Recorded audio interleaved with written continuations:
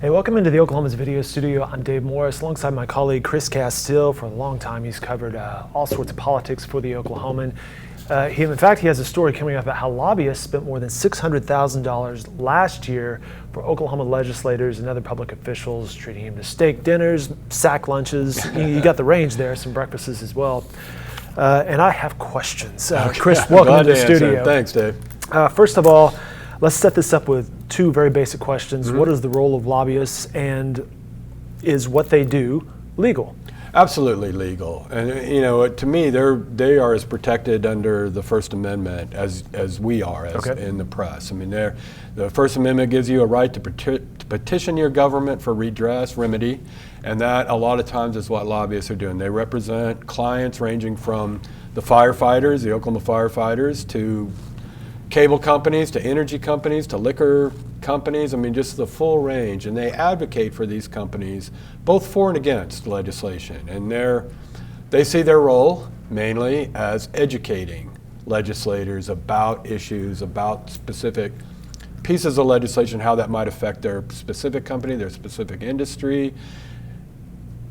And in Oklahoma, and in everywhere actually, you're going to have like new legislators who don't know anything, almost nothing about most issues. So part of the education they're going to get is going to be from an advocate, a lobbyist for Cox, the cable company, or a lobbyist for Continental Resources, or whoever it might be. You spoke with a lot of people on both sides of this, the lobbyist side and the legislator side of this, and they told you that, Chris, that hey, part of this is I want to sit down, speak with as many people as I can, and learn as much as I can.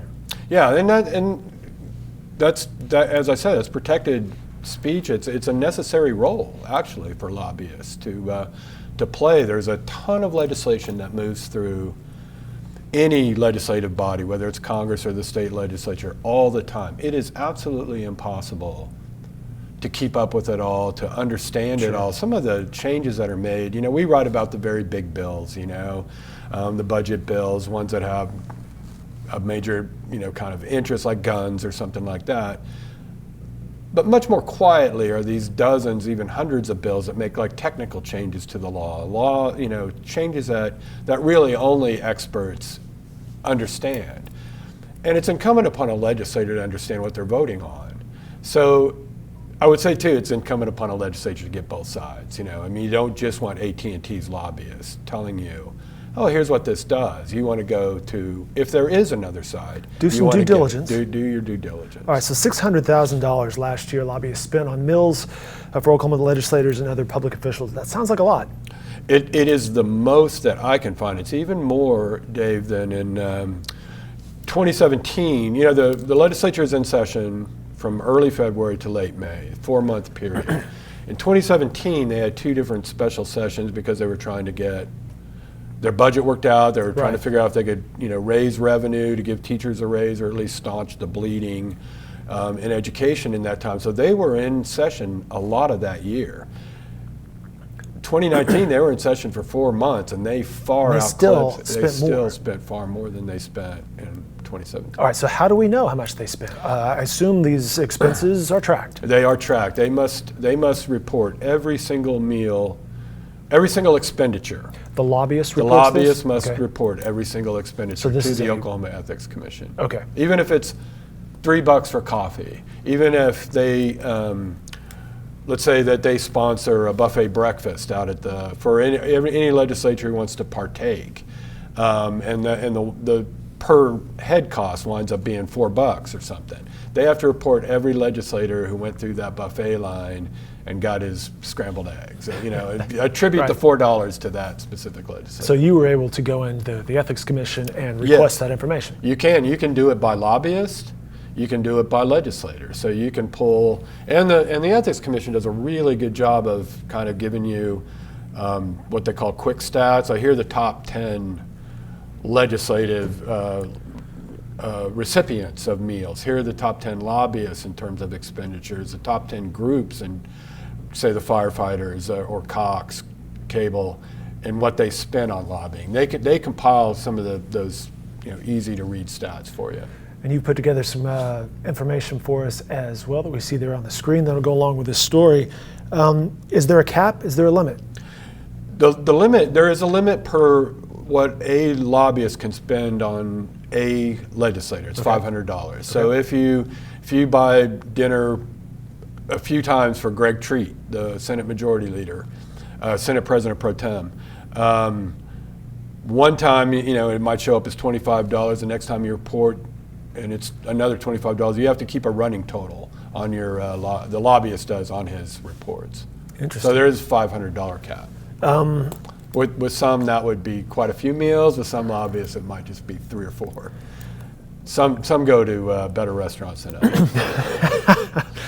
A couple other thoughts that come to mind here. Legislators get a per diem already. They do, $154 a day when they're in session.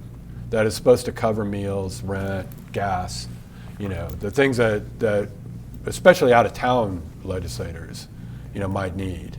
And some of these legislators, as you report in your story, breakfast, lunch, and dinner on some days was covered by a lobbyist. And multiple days. Yeah. There are plenty where you can just, there's 5-6 days in a row where they ate, at the largesse of. And once again, and largesse is a great word, by the way. How often do you get to use that in common?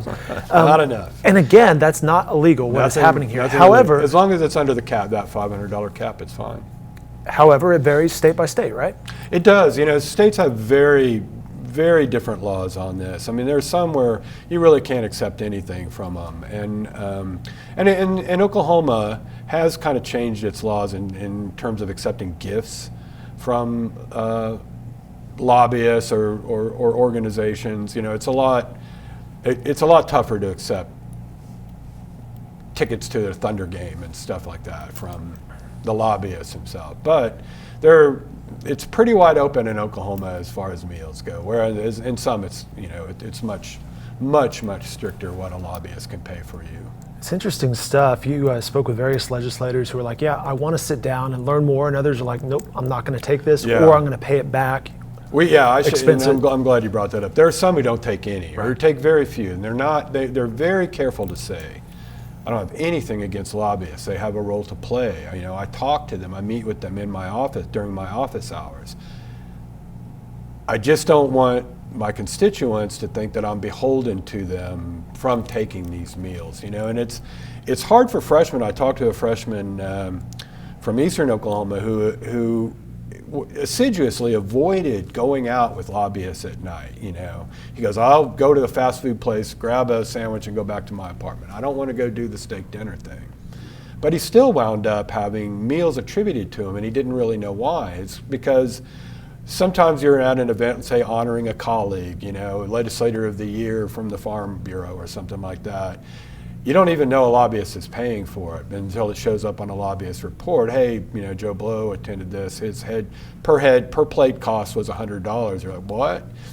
And there is one legislator, a Republican named Tom Gann from Inola, who does understand how it works. He waits for the lobbyist to file a report and then writes a check to that organization, just so he's always, clear of any lobbyist expenditures on him.